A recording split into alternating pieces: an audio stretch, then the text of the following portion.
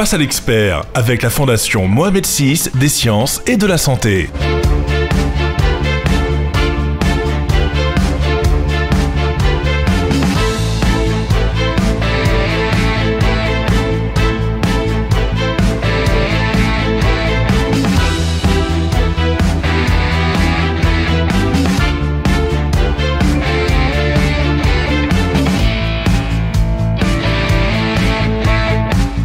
Bonjour à vous tous et bienvenue dans cette nouvelle édition de Face aux experts depuis Marrakech. Marrakech qui accueille donc le 3e GITEX Africa. Comment l'intelligence artificielle d'une manière ou d'une autre transforme et façonne les secteurs de la santé et de l'éducation scientifique d'une manière générale au Maroc. Et c'est là notre sujet effectivement passionnant et forcément d'actualité. Et pour en parler, nous recevons 3 représentants de la Fondation Mohamed VI des sciences de la santé, un acteur engagé dans l'innovation, la formation et la recherche. Nous sommes, à tout seigneur, tout honneur, nous sommes avec le professeur Basma Djioudi, directrice de l'école supérieure Mohamed VI d'ingénieurs en sciences de la santé. Avec nous également le directeur général du site de Marrakech Fondation Mohamed VI des sciences de la santé et doyen de la faculté Mohamed VI de médecine de Marrakech, le professeur Ahmed Rassan Al-Adib. Et nous sommes enfin avec autre doyen de la faculté Mohamed VI des sciences infirmières et profession de la santé, Sir Rachid Fares. Merci vraiment d'être là. Merci de nous apporter dans un instant votre éclairage. Madame Djioudi, déjà, la thématique de cette rencontre, de ce GITEX 3e du genre, c'est effectivement le digital, l'informatique et sur la santé. Déjà, j'imagine que vous avez pu rencontrer énormément de personnes depuis ce matin. Vous avez vu ce qui se passe. Voilà, qu'est-ce que cela vous interpelle d'une manière générale? Le GITEX aujourd'hui, c'est un événement qui marque, je dirais, l'histoire de progrès digital du secteur de la santé, notamment à l'instar d'autres secteurs au Maroc. Nous avons effectivement reçu beaucoup de visiteurs qui s'intéressent à la santé, qui s'intéressent à l'application de l'intelligence artificielle dans la santé et justement s'intéressent aussi aux formations qui sont dispensées par l'université Mohamed VI des sciences de la santé dans le cadre que ce soit dans du programme d'ingénierie, du programme des sciences infirmières, mais aussi en médecine. Et justement, cet aspect de digitalisation et l'intégration des outils digitaux dans la formation, quelle que soit l'école et quelle que soit l'entité de notre université. Adib, ça va révolutionner justement l'intelligence artificielle d'une manière ou d'une autre, en tout cas dans les formations que vous prodiguez. Et comment justement préparer? Maintenant, j'imagine que c'est toute une réflexion qui est engagée. Les défis sont nombreux, ils sont grands. Comment préparez-vous un peu cette nouvelle génération de médecins qui arrive face à ce qui est relevé maintenant comme défi? Oui, je pense que dorénavant au Maroc, on est plutôt dans la régulation et le cadrage parce que l'intelligence artificielle et la digitalisation, elle est déjà là. Elle est déjà en place, qu'on le veuille ou non. Alhamdoulilah, le GITEX, on est un témoin puisque le Maroc se positionne actuellement comme une dynamique particulière d'évolution, de technologie, d'innovation, de perspective et aussi une porte et un hub pour l'Afrique tout entière. Et nous faisons partie de cette dynamique-là. Je donne l'exemple des études de profession de la santé en général, notamment dans notre fondation et nos universités. La génération déjà a changé. Nos étudiants, ils sont déjà en adoption totale des outils d'intelligence artificielle. Vous allez dans nos amphithéâtres et nos classes, tous nos apprenants ont leur tablette ou leur ordinateur et ils ont des outils IA qui leur permettent de faire de la transcription de cours, de ce qui est dicté, de ce qui est dit au cours de la session.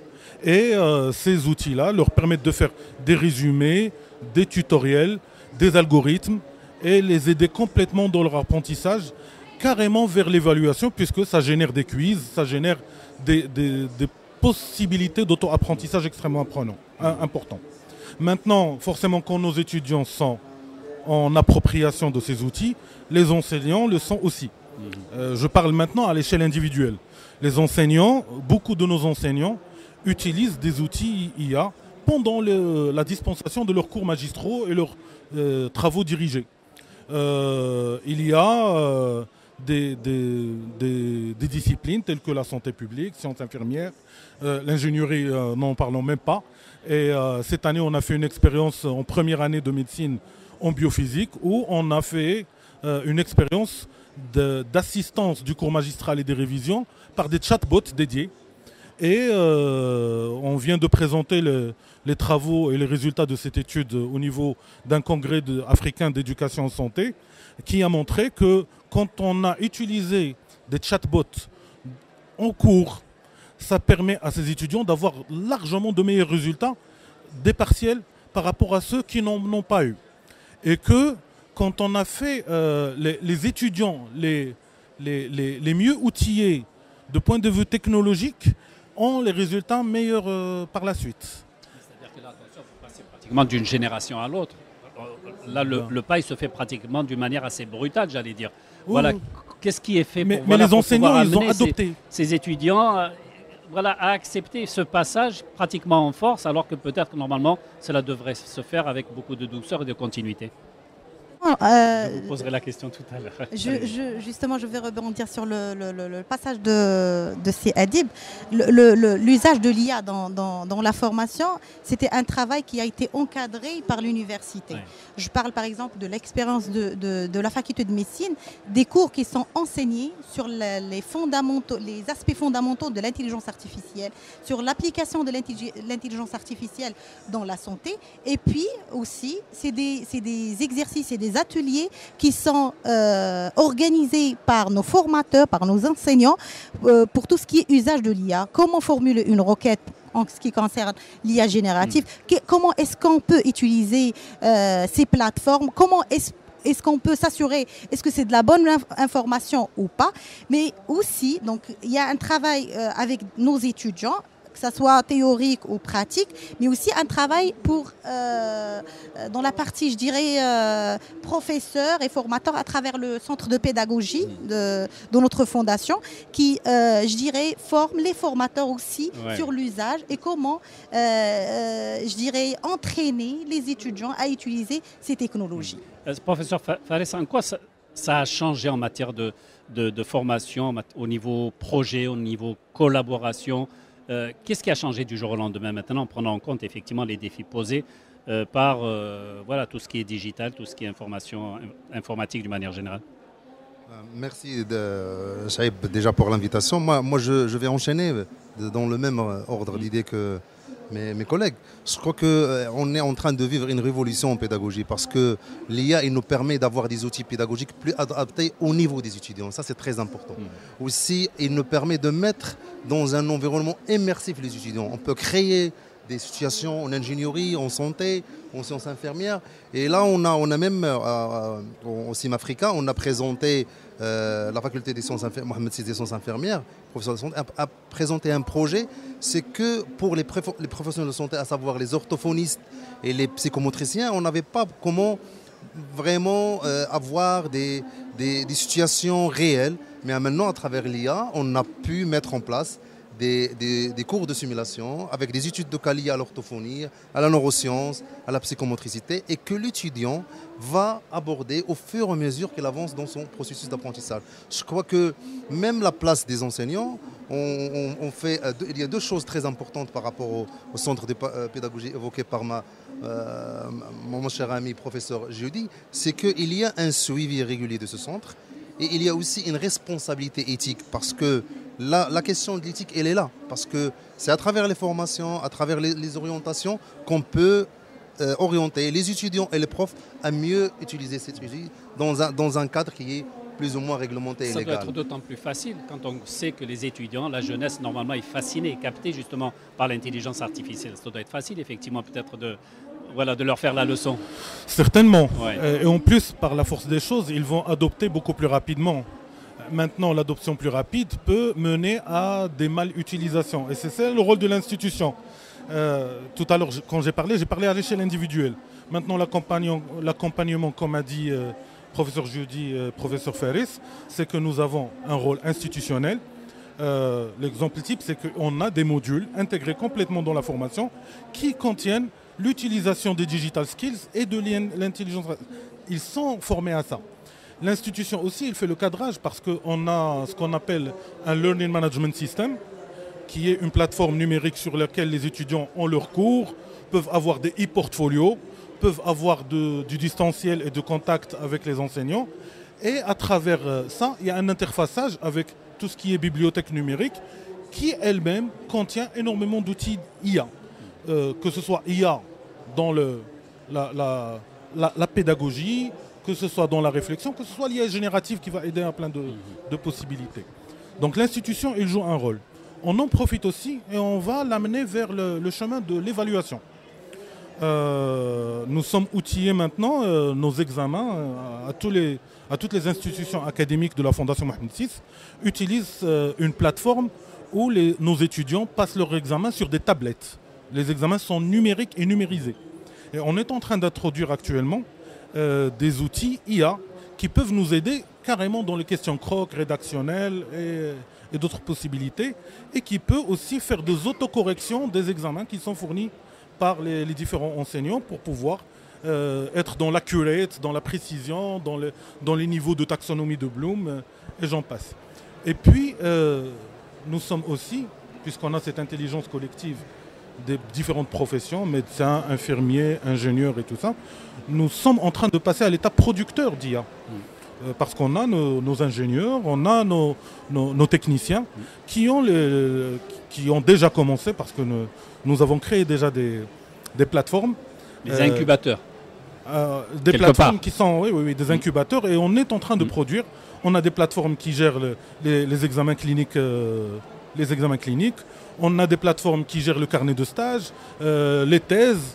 Et donc on a plein d'aspects qui sont en train d'évoluer, où nous pouvons carrément partager ça au niveau continental. Justement, quel est le niveau de votre collaboration avec les startups, les incubateurs, quand il s'agit par exemple de l'intelligence artificielle, quand c'est lié au diagnostic, à la prévention, à la robotique? Parce que là aussi, ce sont des matières qu'il faut prendre en considération maintenant.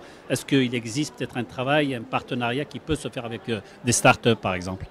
Le travail, ça démarre depuis l'école d'ingénieurs grâce à notre Fab Lab. Donc déjà, les étudiants, on arrive à détecter l'esprit d'entrepreneuriat chez les étudiants à travers leur travail et les expériences qu'on vit avec eux lors de leur passage au Fab Lab.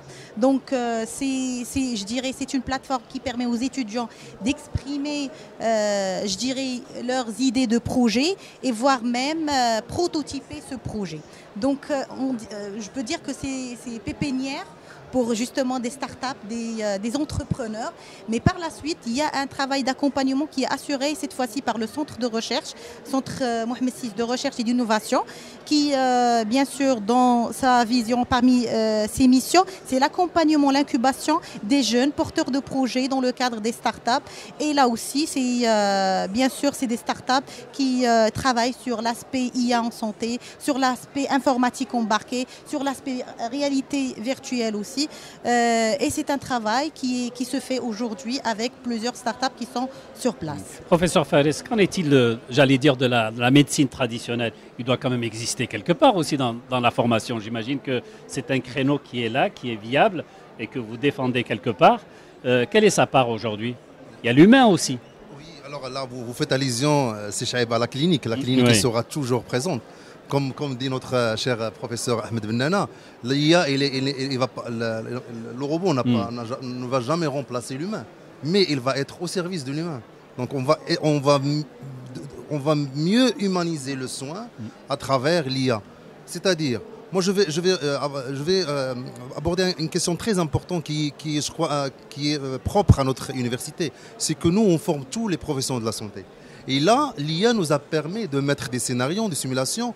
L'ingénieur, il voit comment l'ingénieur doit réagir en bloc.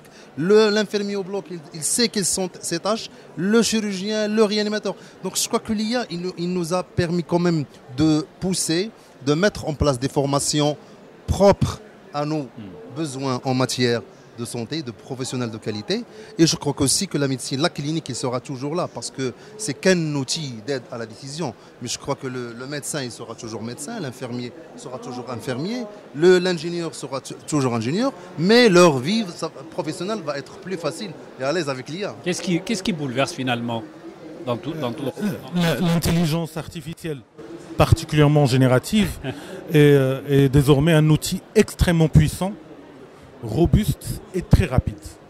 Ce qui fait que sur le plan terrain clinique et technique pur, elle va nous permettre de gagner énormément de temps, structurer notre travail, permettre des diagnostics extrêmement rapides, ce qui fait que ça va nous permettre de nous concentrer sur l'essentiel qui est la composante humaine.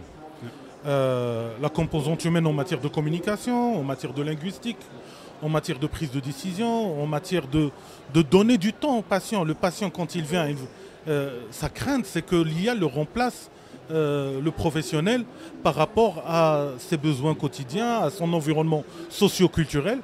Et là, en ayant des diagnostics rapides, des aides à la décision et à la thérapeutique, notre temps va être concentré et consacré à ce patient-là par rapport à tous ces aspects du non-verbal, du humain, du culturel et du vrai besoin pour pouvoir le rendre dans son travail et sa vie sociale normale. Professeur Gioudi, l'idéal, un monde de rêve, je dirais, dans le monde de l'IA, ce serait quoi aujourd'hui à inculquer aux élèves aujourd'hui?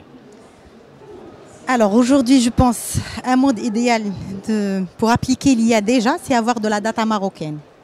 Aujourd'hui, oui, on parle de l'intelligence artificielle, mais il faut qu'il soit adapté au cas marocain, aux patients marocains. Et lorsque je parle de data, je parle de digitalisation des process et des processus. Donc, il faut des systèmes d'information qui génèrent des données avec lesquelles on peut entraîner nos algorithmes, nos programmes et pouvoir prendre la bonne décision qui est, ou bien la bonne prédiction qui est adaptée au cas marocain, au cas du patient marocain. Donc aujourd'hui, personnellement, je parle à mes étudiants en toute franchise. Je leur dis qu'ils peuvent utiliser l'IA générative, les plateformes d'IA générative, mais ils doivent s'assurer de la qualité de l'information qui est générée par l'IA générative. Et puis, nous avons décidé de programmer des ateliers d'intelligence artificielle et comment formuler les requêtes pour pouvoir interroger les plateformes de l'IA générative. Donc là, c'est d'un côté. L'autre, je dirais côté, c'est si je parle, vous avez évoqué l'aspect clinique. Donc aujourd'hui, on ne peut pas se permettre à donner la possibilité à un étudiant en première année, en deuxième année, à être dans l'hôpital et faire des travaux pratiques sur des patients. Et on dit jamais la première fois sur un patient. Ça serait l'apprenti sorcier. Sur un patient. Donc, grâce à notre centre de simulation, qui est, je dirais, une plateforme partagée entre toutes les institutions, c'est-à-dire même les ingénieurs ont la possibilité de faire des simulations là-bas. Aujourd'hui, avec la réalité augmentée et avec l'intelligence artificielle, on peut avoir des séquences de vidéos. Par exemple, si on parle de la robotique, chirurgie robotique, donc là, on peut avoir par exemple des séquences de vidéos qui sont enregistrées, des experts, avec ou bien grâce à l'IA, pouvoir commenter, évaluer même les actes de nos étudiants à travers, bien sûr, je dirais, l'intelligence artificielle qui est associée à la robotique. Professeur Fares, ma dernière question pour vous. Quels sont les aspects les plus prometteurs de l'IA pour les années à venir? Quoique... Il y a plusieurs aspects prometteurs. La première, c'est qu'on va de plus en plus humaniser le soin. C'est très important parce que lorsqu'on cherche la performance, on est en train de rendre un service de qualité. Et le service de qualité, parmi ses composantes, c'est que le soin doit être humanisé. Il y a autre chose, c'est que moi, le point fort pour moi de l'intelligence artificielle dans la formation, c'est qu'il nous permet de former tout en prenons en considération le niveau d'apprentissage des étudiants. Ça, c'est très important. Il y a des scénarios à formuler, des questions à répéter, des allers-retours entre l'enseignant qui n'est plus l'enseignant traditionnel, qui est un transmetteur, il devient un facilitateur. Il est là pour mettre en place un environnement immersif. À travers l'IA, on peut quand même, je crois qu'on pourra exceller dans la formation sur la santé, et chose qui va nous ramener à dire, encore une fois, que l'intelligence artificielle va être au service de l'humain. Je vous laisse la toute dernière minute.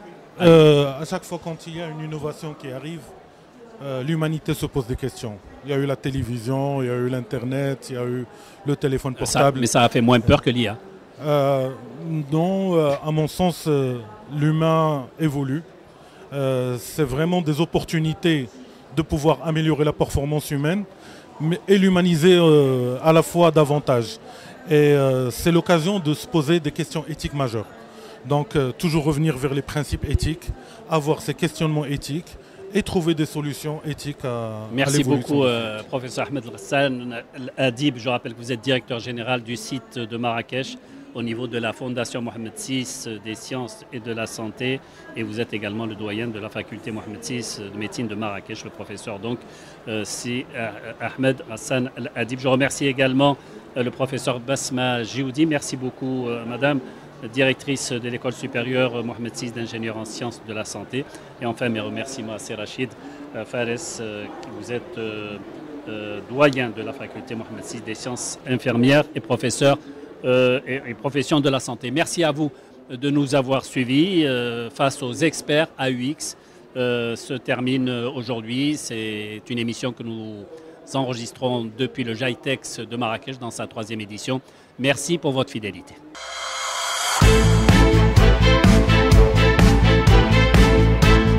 Face à l'expert avec la Fondation Mohamed VI des sciences et de la santé.